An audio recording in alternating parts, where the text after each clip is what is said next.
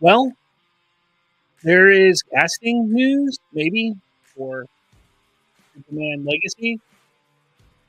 The Hollywood Reporter decided to put out a report just the other day, a few days ago, and they talked about how they're looking for different actors and actresses. And, well, look, this is what they had to say. The quest for James Gunn's Superman is up, up, and away. Casting for Superman Legacy, the feature, meant to kick off Gunn and Peter Safran's much vaunted first chapter of DC Studios, is hitting a crucial phase, with a short list of names bubbling up for the roles of Clark Kent, Lois Lane, and Lex Luthor. David Cornsweet, who recently played the ill-fated projectionist opposite Mia Goth and Pearl, is among the top contenders to play Kent, aka Superman. Advancing to the screen test stage that will likely take place at Memorial Day or in early June, multiple sources tell the Hollywood Reporter. So this is really interesting because we're starting to see that there's more excitement in the air around Hollywood about this film and about the DCU as a whole. So right now we see David Cornsweet, which I think if we all really take a look at him, we have to say, look, that he looks the part. He does look very, very similar to that of Henry Cavill. And let me pull this up here. Take a look. As you see, he looks like a young Henry Cavill-esque kind of way, I guess you can say. So that's really interesting. Let's see. Jacob Elordi, the sought-after star who broke out as the resident villain on HBO series Euphoria, is another name that has surfaced for Clark Kent, but sources say he never submitted himself into the ring. British actors Tom Brittney and Andrew Richardson are also in the early mix. As for Lane, the spunky reporter of Metropolis Daily Planet news organization, contenders have been Emma Mackey, one of the stars of the Netflix series Sex Education, who will also appear in Warner Brothers' Barbie, Rachel Brosnahan, which is my choice. I think she would be fantastic for that role. From the Emmy-winning star of Amazon's acclaimed The Marvelous Miss Maisel, Bridgerton actress Phoebe Denevere, and Samara Weaving, last seen in Scream 6. It's unclear who is advancing onto the testing stage. Brosnahan is said to have delivered an outstanding audition, but at 32 may be in the older range for what Gunn is ultimately hoping to achieve. So, all right, we got some names for Clark Kent, we got some names for Lois Lane, but my favorite name that has popped up, one role that seems to have only one person earmarked, is the classic villain Luthor. Nicholas Hoult, currently starring in vampire comedy thriller Renfield, has been tipped to play the bald-headed evil genius. Hoult's name has been swirling around Legacy for a few weeks now, with some theorizing he was up for Superman. The actor had a previous close call with DC movie realm when he was runner-up to play Batman for Matt Reeves, with the role eventually going to Robert Pattinson. This is what is really interesting to me when we talk about the roles, because there's a lot of names there. And obviously you need to cast the titular role of Superman. You need to get his love interest Lois Lane in there, as well as, Jimmy Olsen, Lex Luthor, so many other characters that are important to the Superman lore. However, it doesn't end there. This is where the internet kind of went crazy. And while the roles being chased by many of the town's up-and-comers include the trio of classic characters, sources say the movie will be populated by many faces, as it will seek to introduce DC heroes that are already established in the movie's setting. So it seems like they're hinting or alluding to the idea that we could see Bruce Wayne and Batman, we could see Wonder Woman, we could see Aquaman, we could see Flash, we could see a lot of other characters that are within the DC Universe realm in this movie. And now, what happened when this all came out? Well, like I said, this came out 3 days ago.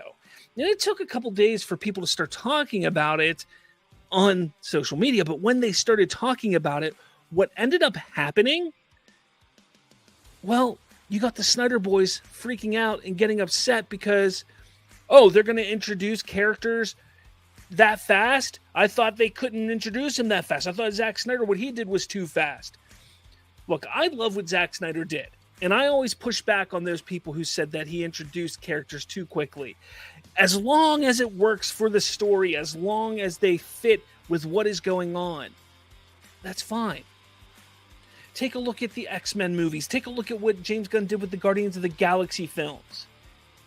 Look at all the different main leading characters in those movies. Look at all those side characters that popped up in those films. It works. And you figure, let's say they throw a Bruce Wayne moment in here. Maybe it's just him on TV. Maybe it's, him, landing and talking to Lex Luthor in Metropolis.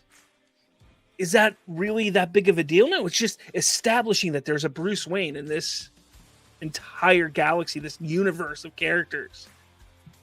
So to sit there and act like, oh, they can rush it, but Zack Snyder couldn't, no. This is a prime example of the Snyder Boys trying to cause problems, trying to dig up any reason to hate on James Gunn.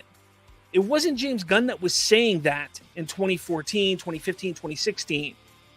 No, that was idiotic fanboys of comics who thought at the time the only way to do a universe was to do it the Marvel way. That's not the case, and we know that.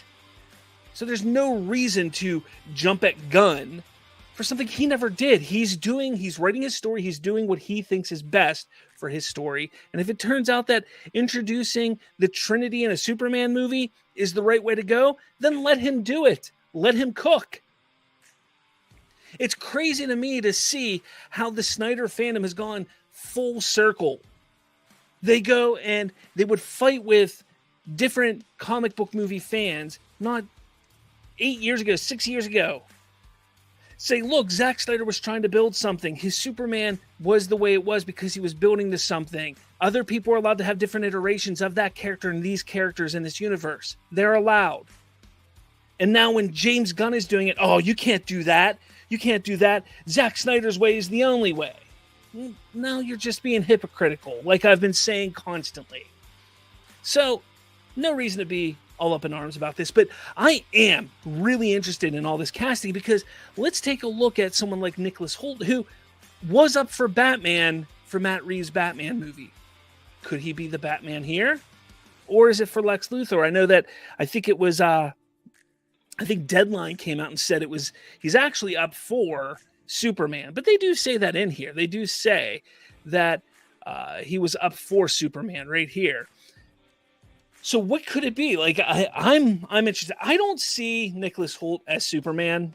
I don't see him as Superman. I could see him as a Batman. I think he would be a damn good Lex Luthor. And honestly, I really, really like David Cornsweet for Superman. But there's that fact that he kind of looks like Henry Cavill, and then, you have all these people, the Snyder boys freaking out, and I don't see James Gunn going that route. But let me know your thoughts. I think this is really interesting.